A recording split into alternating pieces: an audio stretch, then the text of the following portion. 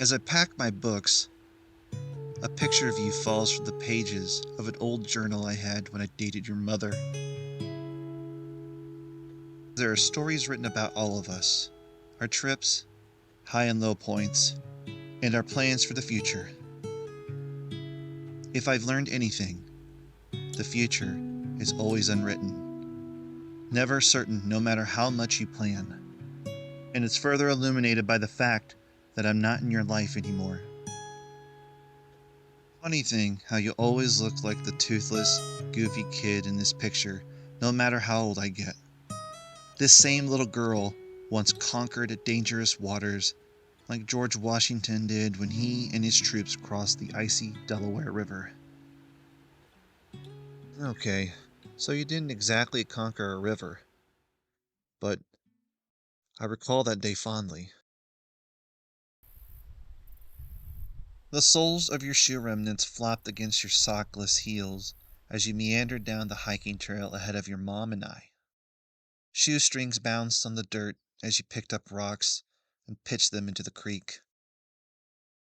Your shoes weren't a hindrance.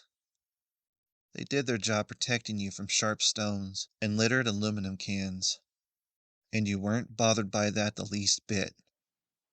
It reminded me of the countless shoes I've worn, each mangled from journeys through my grandpa's land, enveloped by white oaks and short-leaf pines, muddy from branch fighting against my cousins in the woods behind my old house.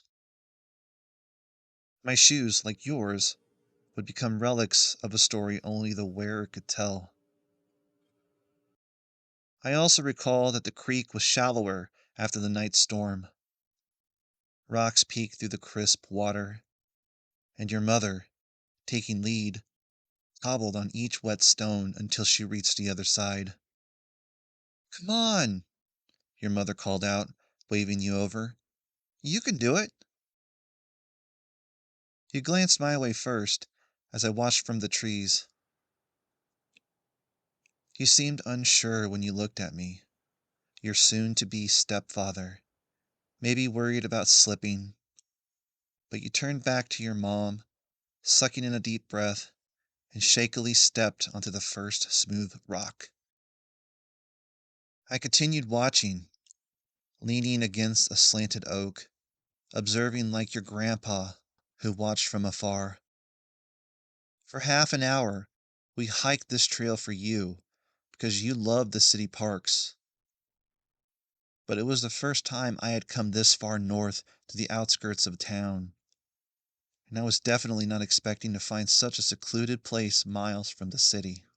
3 generations together on an outing. Did I ever tell you about a dog my family had? He was resilient. One time he was hit by a car, and he lost some use of one of his back legs, but that didn't stop him from running freely. He continued to act like he normally did, despite his leg not functioning like it used to.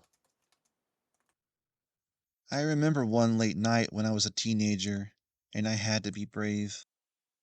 An animal had gotten hold of that same dog in the woods. I learned this because my distressed mom heard it yelping from the back porch, and she ran to my room begging me to help him. Through the back door, our porch overlooked the woods, but it was pure darkness, an infinite void just past the fence. So I quickly turned on the lights. I grabbed a wooden bat and climbed over the barbed fence, panting and sweating. I heard dry leaves crunching ahead, and I looked around for those eerie orbs glowing and floating in the night. The hidden creatures I didn't dream of encountering. I had to be brave and fight my fear of the dark. Fear seized me at every step, with every twig snapping under my shoes. My guard was up, bat poised above my head, ready to swing. I did the best I could that night, but it wasn't a happy ending. It was an important moment, though, an unexpected experience amid so many other experiences, just like you crossing the creek, scared of water, scared of slipping and hurting yourself. Whether it's a small moment or a difficult one, those moments define you. They harden you. I remember when you suddenly tottered, your little legs struggling as you tried to regain your balance.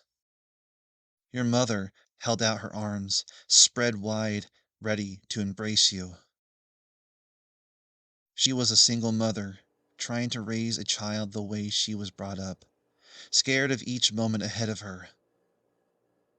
Now, she watched her daughter test the waters, the brave little warrior.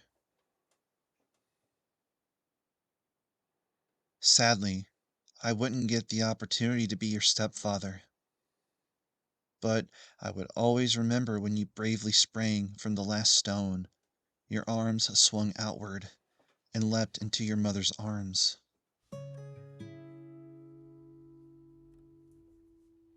What a treasure it was to watch you learn to walk on your own that day.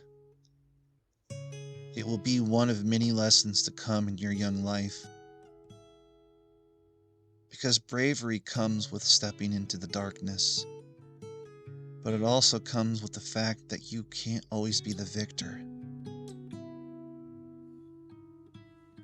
There, little warrior, on the creek that day, you were.